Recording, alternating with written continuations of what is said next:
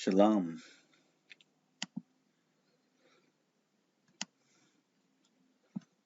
So if you recall last time, I showed you the solar eclipses and the lunar eclipses. So I was doing some research on moon calculators, and all of these moon sign calculators are not historic.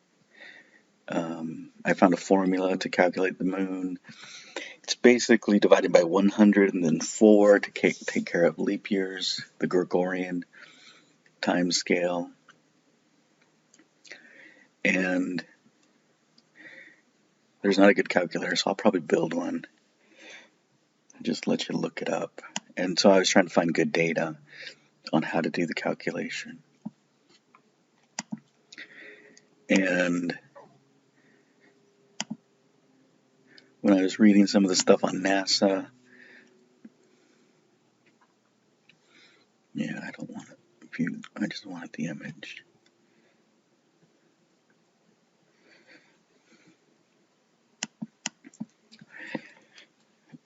I like that this is showing the direction of the rotation and the moon. It's just not showing the sun. The sun would be over here on the left. And so this is something I found. So this is a pretty nice graphic. Why it's a JPEG, I have no idea. It should be a PNG to reduce the file size, but there it is. So because this new moon, which is given the number 0, and a full moon, which is given the number of 0.5, are across from each other in relation to the sun, this is why a lunar eclipse will always happen at a new moon, and a solar eclipse, I got that backwards, will happen at a full moon.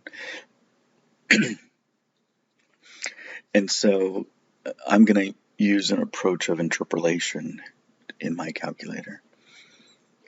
So we have all the solar eclipse and lunar eclipse data on NASA, and it was developed by Mr. Eclipse himself. So credit should be given where it's due. Praise to you, Fred. Nice work. And he has several websites that shows solar eclipses. So his graphics are getting better. So he's using R here. I saw another graphic of his. And so he's retired. I guess he's trying to sell some books. He does a lot of photography. He talks about calculations, like the Dajan versus the Harold Sinat calculation. There's a difference of a minute. And so we have calculations, we have observations. You can actually observe and see who's calculating the best. So he worked for NASA. I think it's a reasonably good anchor. On one of his websites, he has the moon phases. He doesn't have it formatted in a great form. I couldn't find it. It was kind of interesting that I was able even to find this page because it's kind of buried. So this looks very similar to his NASA pages, but notice how he's formatted the data. So I took the time to format the data. And so now you input a year and a month, I know 4 data points. So you input January, I know last quarter, new moon, first quarter, and full moon, so I can do an interpolation. So if you give me any date in that range, I can interpolate, and then I can show this graphic, and I can put the moon somewhere on this circle.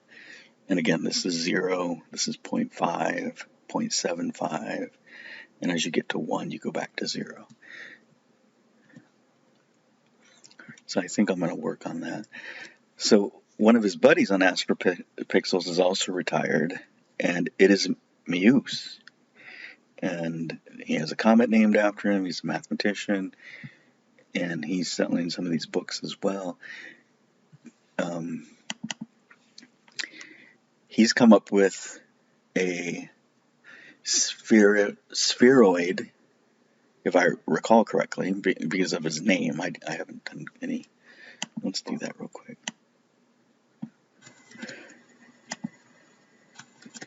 He's come up with the Meus distance, which treats the Earth as a spheroid with its idrosynchronicities.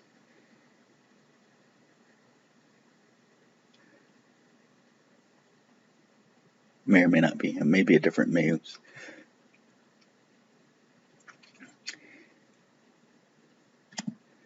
And then this is the Fred. Nice work, Fred. He's done some great calculations. So his calculations, NASA time, uses Julian dates before the 1500s. I don't know what they do with the corrections. So like in 1752, when they corrected it, which is why George Washington's birthday has 2 potential years in it, is we're using the new corrected time of 1750s or the other time. So this is really nice. I can use this in a graphic to do the moon calculations. So there's 25 choices. How do I show a black moon or a new moon? I haven't figured that out yet.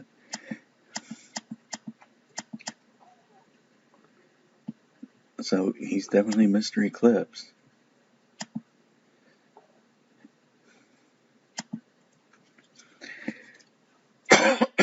So the moon matters, sort of, for the Passover.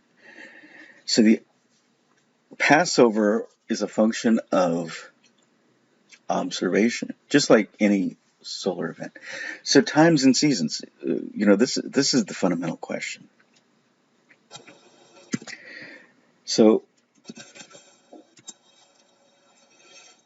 if I were to go to Genesis, let me just search for sun.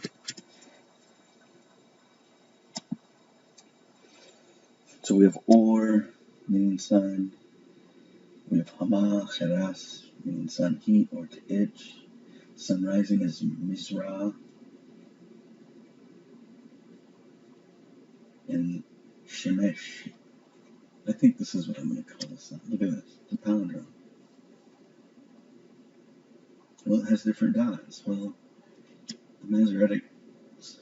Can you imagine that this was being copied on paper or metal plates and they were putting dots underneath?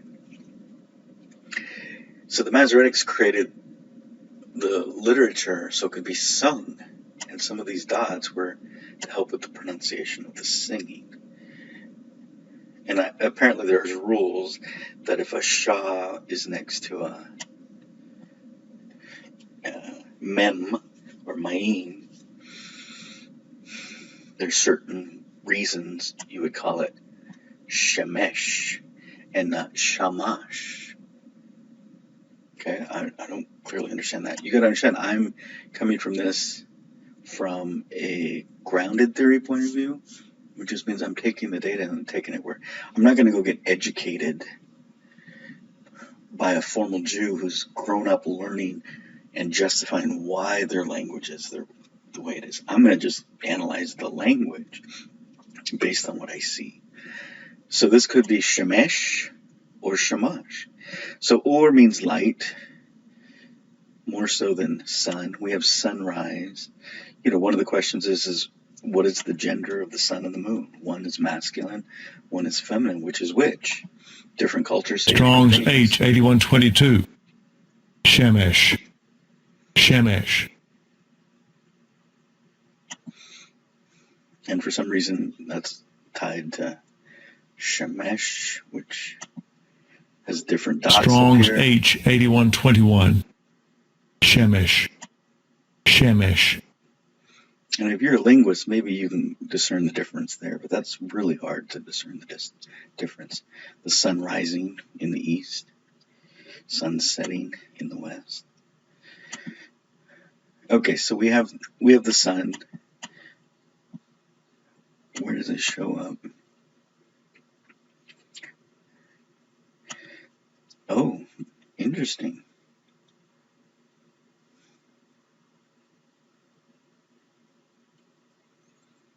I'm going to have to go to Genesis. It doesn't say sun here.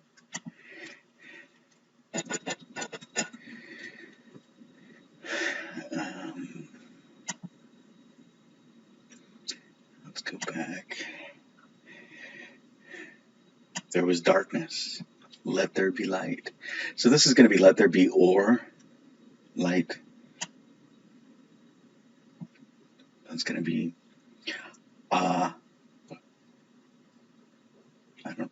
I think this with this thing makes the or sound. Ur. I think is how they would say it. I'm not sure. Strong's H216. Or.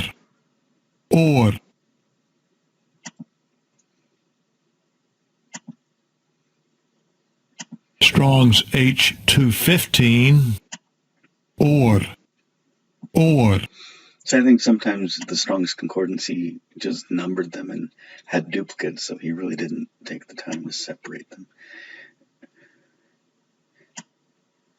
There was light. So there was light and darkness. And so I think this is a primitive word. Or, like, amar, I'm pretty sure is a primitive word. And look at this. Aya. If you speak Spanish, that's what that means in Spanish. Hay luz. There is light. There are. Hay.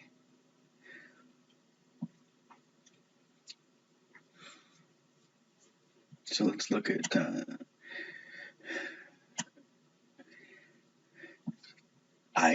there are. Without form and void, look at that. There's a rhyme there.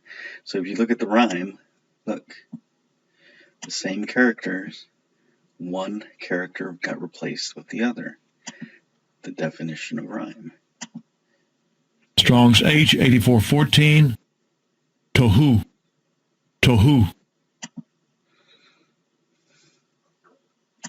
So remember, they're singing the Masoretic text. Strong's H922. Bohu. And so my argument is that the original Book of Moses was this beautiful poem and had all of these word plays of the original language. So this is, and I think this is Ayan, not Kaya. Strong's H1961. Haya. Tohu, Bohu. And then we have Kazakh. Because of that little dot, instead of it being the soft H, it's a hard H. And it's representing darkness. So darkness is having this harder sound. Strong's H2822. Choshech. That's a hard sound to say. Panim means face of the deep. These little E's. Tehom. Ruach. The spirit. Rachaf. I think this P might be an F. Strong's H7363. Rachaf. And then Ma'im. So look at this. It's a palindrome. It's a palindrome of the same letter. This is the same M, but because it ends a word, they close the box for some reason. Okay, so now we have darkness, we have light. So in Spanish, amar means to love. He divided the light and said it was good. There's so many words for good.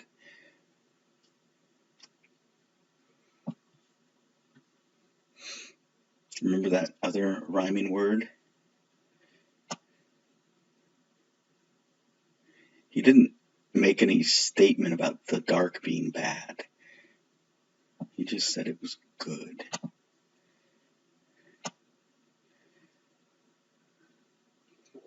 So without form was tuah.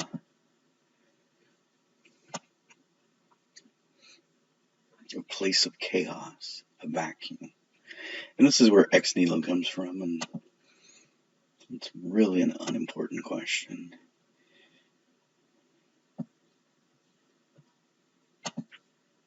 So we had tuah. So look at, and now we have tuab. And this has a little dot or something under the T. And this is a different T. There's like 3 T's. This might be the TS. Strong's H, 2896. Tove. Tove. So when Nephi says, I, Nephi, having been born of good parents, I wouldn't use that word.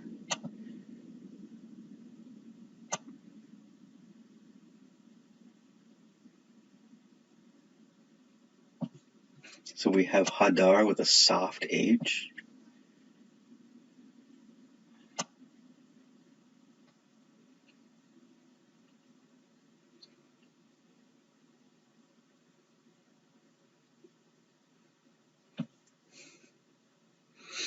To look at a wordplay, we have na in here.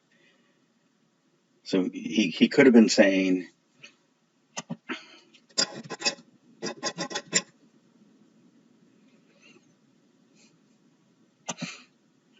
I, Nephi. And notice there's a behold there. And behold, ani, hina. I think there's only one ani. So these two mean and I, and this means behold. But look at the alliteration, the N sounds. Ani, hine.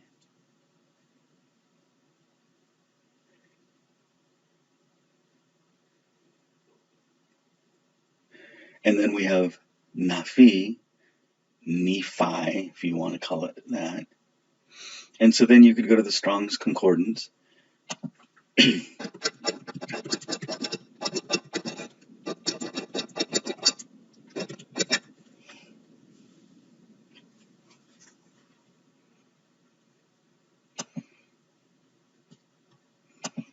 This Brave search engine is horrible.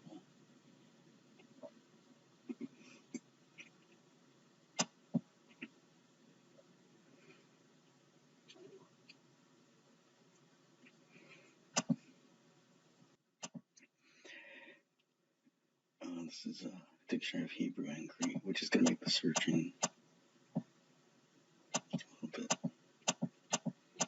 longer. So if I wanted this na sound for Nafi, I could do a search, and I'm not going to do that right now because that's a little bit off what we're talking about. So I was trying to get to the sun and the moon in Genesis. Let's go back to Genesis 1. So Blue Letter Bible does a pretty good job because it's fast, it's responsive. Let's go to Genesis 1. And God called the light day, and the darkness he called night. And the evening and the morning were the first day. So he calls day first and darkness light, but then they reverse it because this is Jewish, right? The day begins at sunset, and then through the night vigil, and then the morning in that day is a day. They're anchoring to night. Now, the God created the Bible perfectly? Absolutely. These errors are perfect because they teach us something. So, haya doesn't mean and. It means there is, there are. Or does it now mean and? And so do you see how easy it would be to just put those in a different place or change punctuation or something else to make it seem like that's the correct form of a day. You know, you watch The Lion King, the beginning clip, the sun is rising and the day begins. La Dama del Alba in Spanish, the dame of the sunrise. To give birth to a child in Spanish is dar la luz, to give light. And most calendars start in the spring, even, you know, this is the irony. So if they're going to make a parallel between day and year, which they do all the time, shouldn't the year start in the darkness? Shouldn't the year start in September? So there's an inconsistency in the Jewish traditions. So we have water, we have earth. Okay, so there's already light and darkness. But now we're going to divide the light and darkness. This is kind of weird. If you read some of this, there's a lot of weird things. So some people call this the gap theory, that there was a creation started and something happened and it didn't go well, so you just turn off the lights, everything freezes and dies, and you can start again. The order of the creation, you know, you got to read this with the lens that this has been reviewed many, many times. And a lot of people will say, well, the scribes are just copying it hand to hand exactly how they see it. Yeah, that's when it's getting mass produced. When it's getting produced the first time, they're determining the language. The 1611 King James Bible was determined by a group of, I forget how many. I always thought it was like 116 academic scholars that were reviewing and worked all this time. But King James was poor and couldn't pay people. That's why he'd go off and kill them. So we have the firmament, which is this divider of the waters in front and the waters. So we have the atmosphere, we have some firmament, and then we have something that they said was the waters beyond the firmament. I actually believe the firmament was a dome of some sort, a wall. Isaiah chapter 5, thinking three-dimensionally.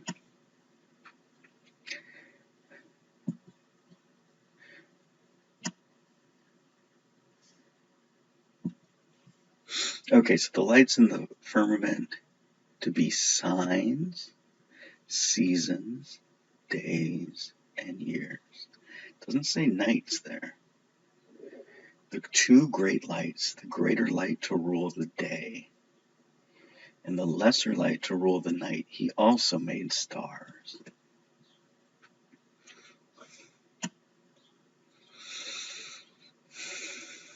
Elohim asa shenayim.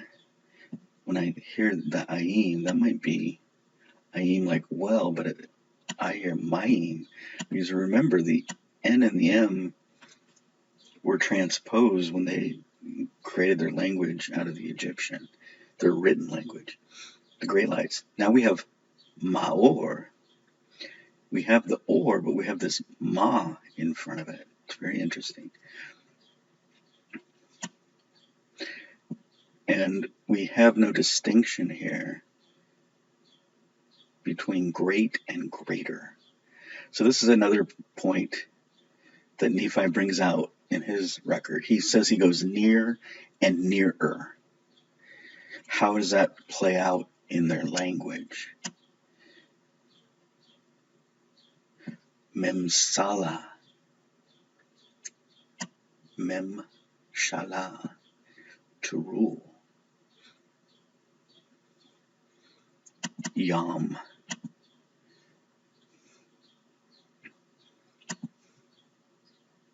day, 24-hour period, as defined by evening and morning. So that's definitely their definition of a day, evening to morning, which La'il, look at that symmetry. Strong's H 3915. Layel. And Layel. notice there's even more symmetry there. It's wrapped in a, I forget what letter that is. Let me pause.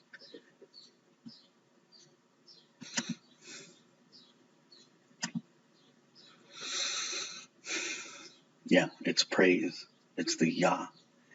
Or it's the Ha, the soft H. So if you go back here, how do you pronounce a soft H, an L, and a Yah, an L, and a soft H? So it's wrapped in praise. The night is enveloped in praise. That's very interesting. And I think about the night being the time of vigil, the time, both on the year scale and the day scale. The night is the time of the vigil, which is the time of the father having vigil over the night to protect the family. And they used to have 18 cycles during the day and during the night, I believe. So 36 total cycles in the early Hebrew hour.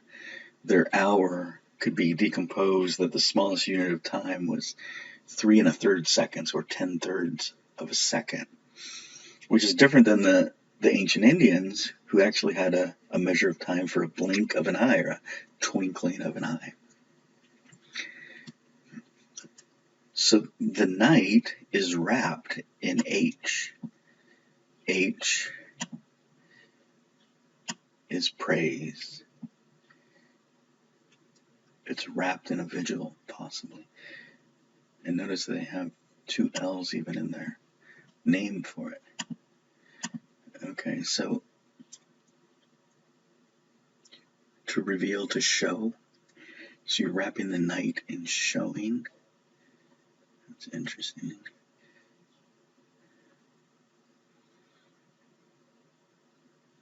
There's a basic word for good. It's hard for me to see. I think it's this one. Oh, it is. Oh, it's this one. Jubilation.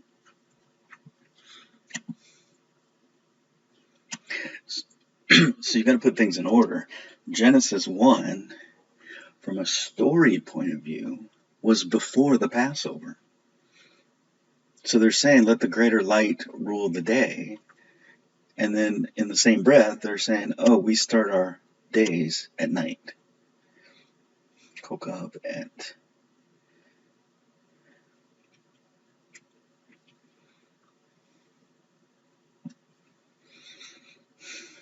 Set them in the firmament to give the heaven light. This is where the flat earthers go.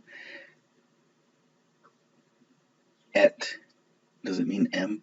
And look at this, it actually is etem. There's an extra M there.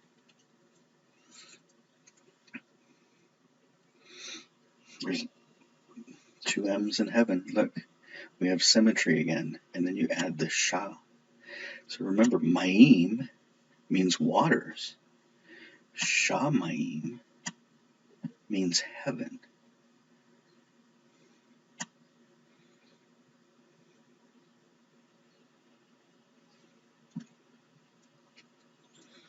So let's take a minute. Let's call this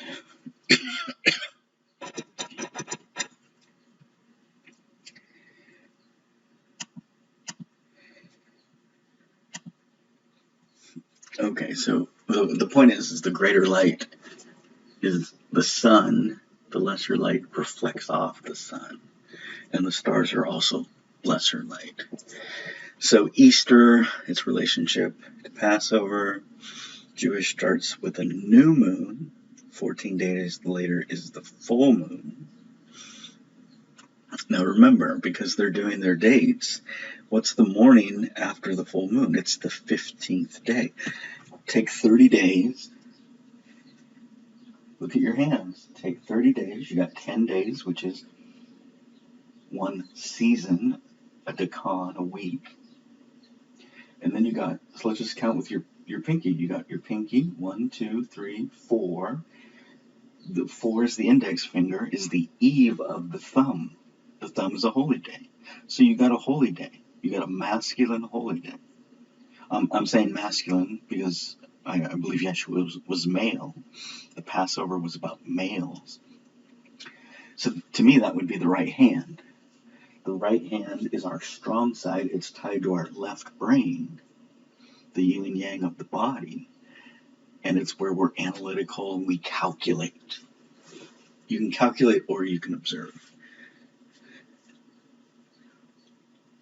And so in this article, it says after the vernal equinox. You go to Wikipedia, it may say before or after. So this is where you gotta, just dig in. It doesn't always occur on March 21st, the vernal equinox. Sometimes it's on the 20th. I like this idea of an ecclesiastical definition. Just fix it to March 21st. So sometimes it could be as late as March 23rd, I guess. We're in the Gregorian calendar.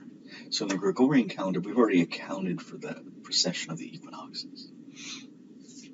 And so you call March 21 month 1, day 1, every year, regardless of the moon. Let the sun determine the times and seasons. So it shows that every once in a while it's on the 22nd. So this ecclesiastical definition came out of, so the Persians use the actual equinox. They measure, and when you talk about the seasons of the equinoxes we're talking about, was it the night before? This is BC, the time of Yeshua. And this is on the Julian calendar, so these offsets are an offset between the Julian and the Gregorian calendar. So, let's say this was the vernal equinox in 8 BC. Okay? That's very close to the 23rd because it's so late at night. This one is at 5 p.m. So you could have, at that point in time, because we're on the Julian calendar, just call it the 23rd, the 1st.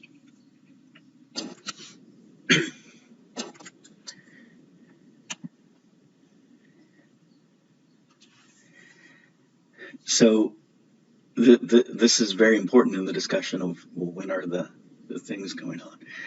So I found this article, do solstices and equinoxes shift over time? And because of the precession of the equinoxes, people think it does. But that was the whole point of the Gregorian calendar. So they estimate that the Gregorian calendar is going to be off by 1 day. They originally said every 3,000 years, 10,000 years. But in the actual math, it looks like it'll be off by 1 day in 7,000 years.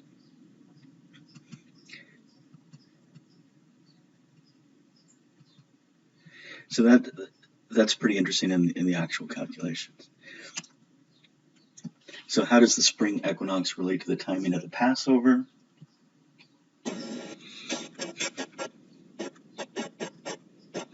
Guard the month of spring and make then the Passover. So this is what the Torah says. So they add their extra days. So maybe if they create an extra month, it'll push everything forward 29 days. So instead of a March 23rd Passover, you'd have like an April 17th Passover.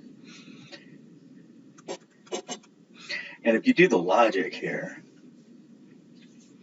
they're anchored to the Julian calendar for their calculations and determinations of the Passover.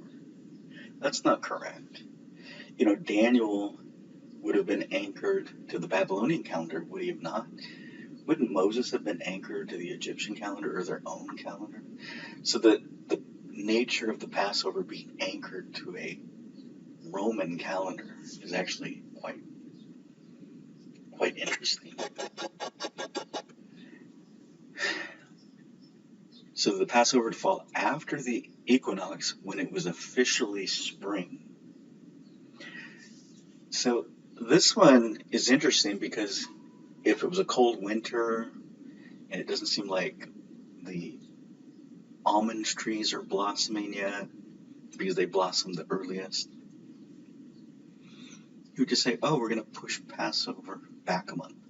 And they would say it in real time. You only have, like, it might be Friday, I don't know, I'm not going to use days of the week. It might be a couple days before the Seder meal, and all of a sudden you're saying, oh, it's next month. So you had made all those preparations. And the Sanhedrin said, no, we're going to do it next month. And then this is the interesting part.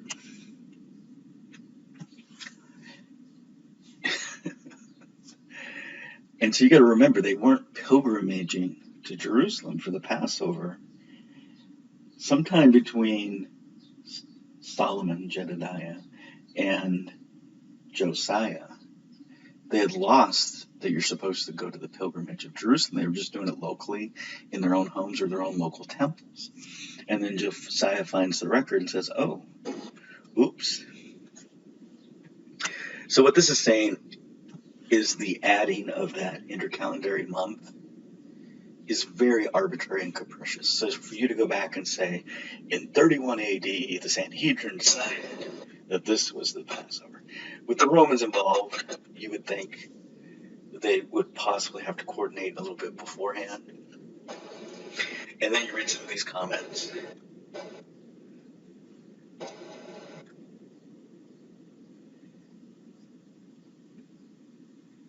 And so, they're talking about the 18th hour. There was 36 segments of a 24-hour period. And, they have what's called nautical sunset, I guess. They have two sunsets because of the sun going down. One of them is because of the atmosphere, so it's off by half a degree because of the atmosphere, and they didn't know that. So they broke out the sunsets in 6 degrees. 6 degrees divided by 36 is 60 segments of angle time that they would be using somehow in their computations of time. The first crescent moon after the spring equinox was used to calculate. Wikipedia says the new moon that starts Nisan could occur before or after the equinox. I searched like 20 places, all agree with Javad. So there's just a lot of noise here. And so the first question is, does it matter? Does it really matter?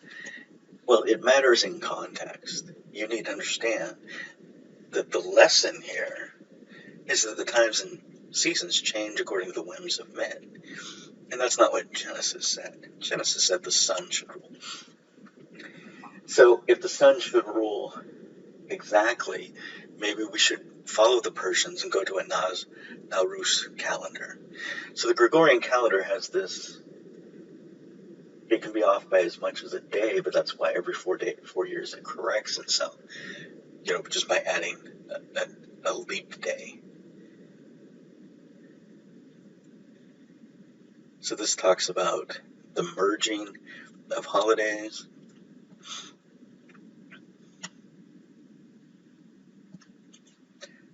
So we have a time when King Josiah found the records. 622 BC, which is minus 623. Let's grab that.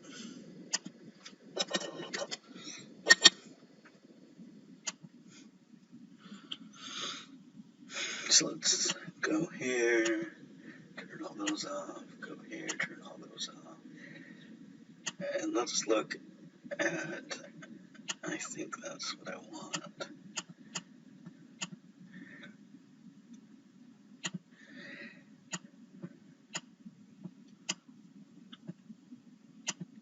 So remember, the moon is really visible anywhere in the sky.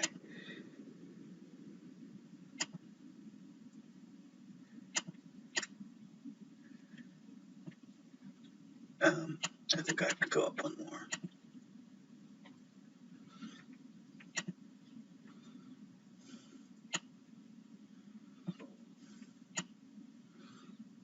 Let's do the same with the lunar. So in 635, So there was a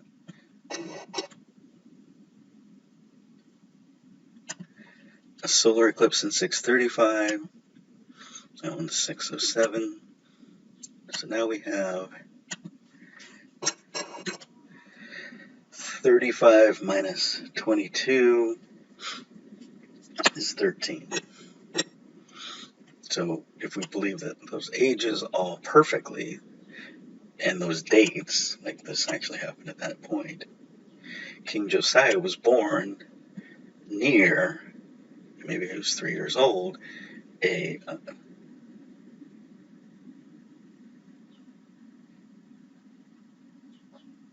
solar eclipse.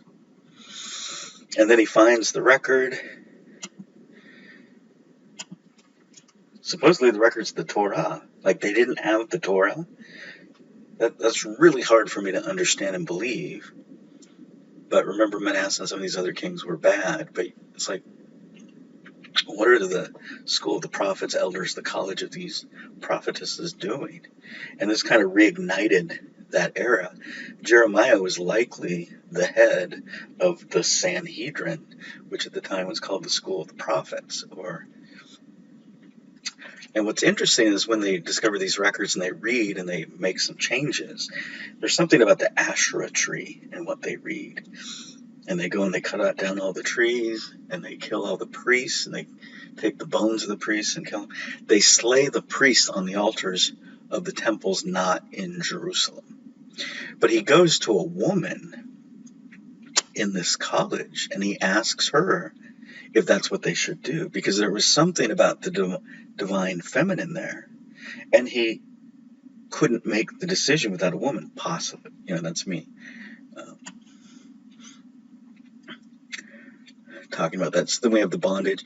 So what's interesting about the bondage part, and no one ever brings this up when they talk about Passover, Easter, and the timeline of Yeshua's life, is there was a festival called Purim, which was the Esther festival. So remember what Esther did. She got dressed up, maybe she got trained, she went into the king, had great sex with him, and she saved her people. Now, in Christian traditions, we have what's called Carnival, where people run around half naked right before the beginning of the spring season. They have a Carnival,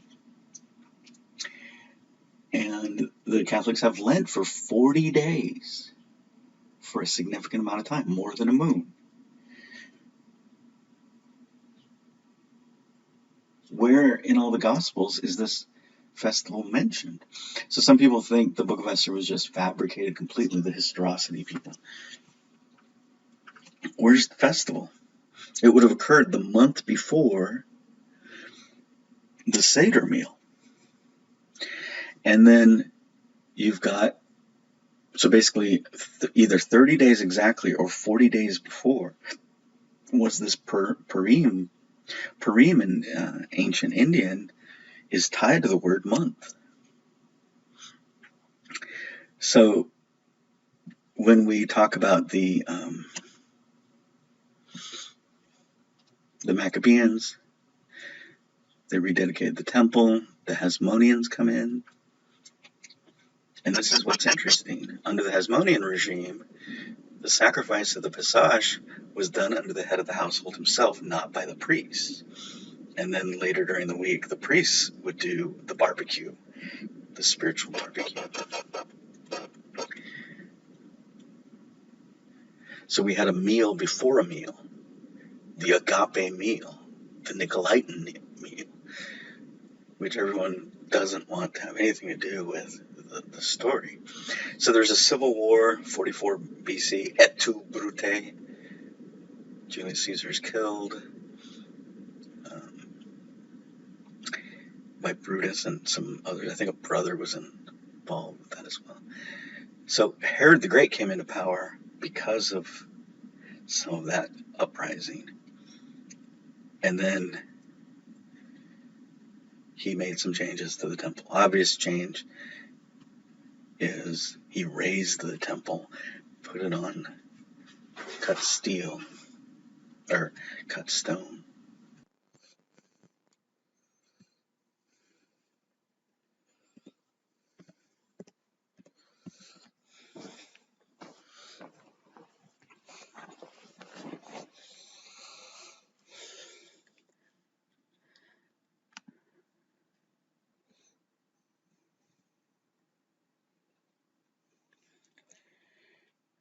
This is one of the best papers on piecing all of the timeline together. And it's basically, there's just so much statistical error. You're wasting your time. Go beyond. Look at some plus or minus this. Some suggestions here. Assumptions could be wrong, etc. So this is a really nice article. So, how are you anchoring Nisan 1 to a Julian calendar when Moses was way before that?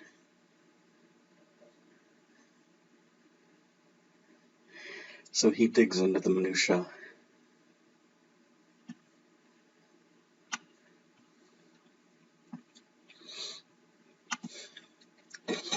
The Etruscan week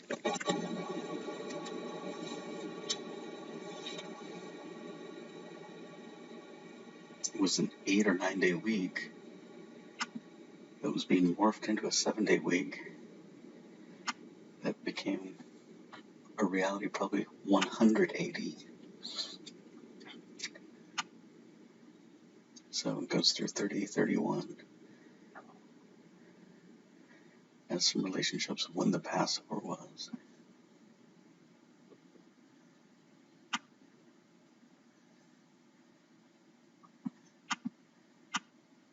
How do you know there were no postponements?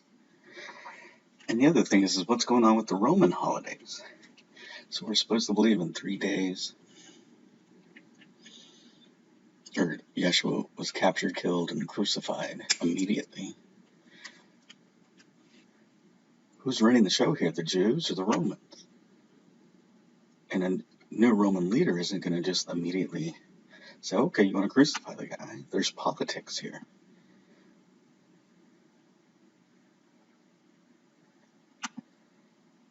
So let's see if this vernal equinox. So is this Julian or... So he's saying 3180 is 5 a.m. March 21st. 3180. In agreement. Those two calculations. So that might be a reasonable file if you look at where they're getting their data.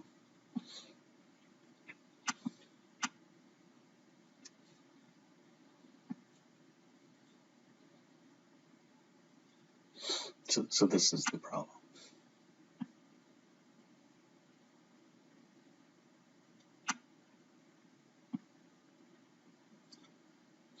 I'm in alignment with that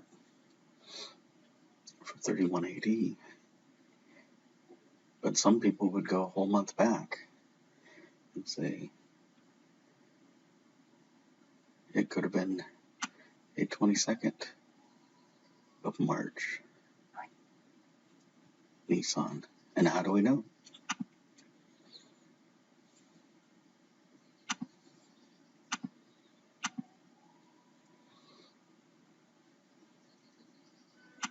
So this has really good information as well. Goes here.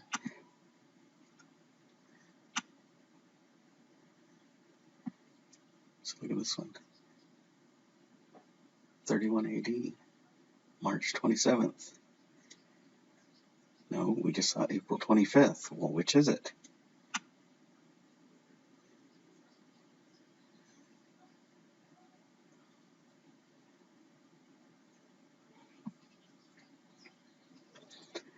So we're using the right variable.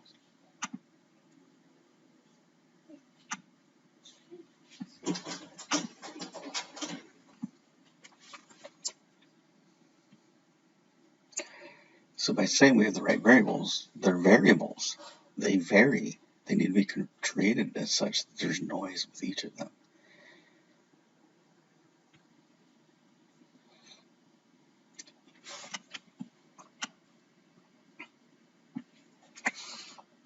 So it could have been the 27th, it could have been the 27th of March, or it could have been April 25th in the year 180.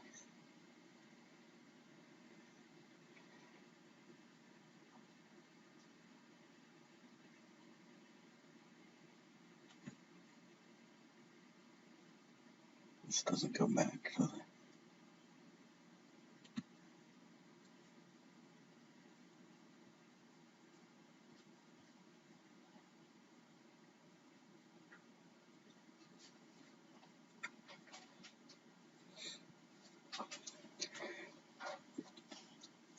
So you can do the calculations, get the answer you want, or you can back up and say, these are the nature of the calculations, and this is what we can learn.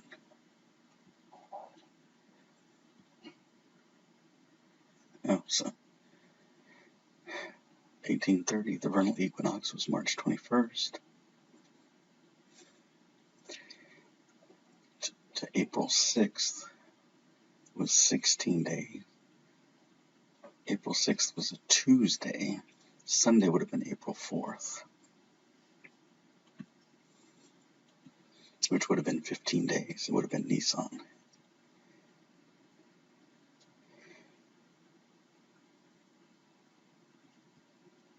So let me conclude with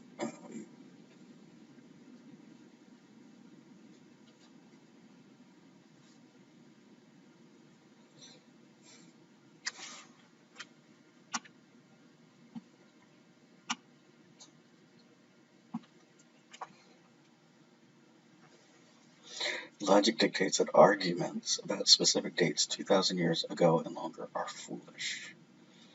So we should study this out, but we should understand that there's a margin for error. And so we take the information we have, arrive at some conclusions, and move forward. But I wish people would take the same scrutiny over dates and apply it to the actual story of the life of Yeshua.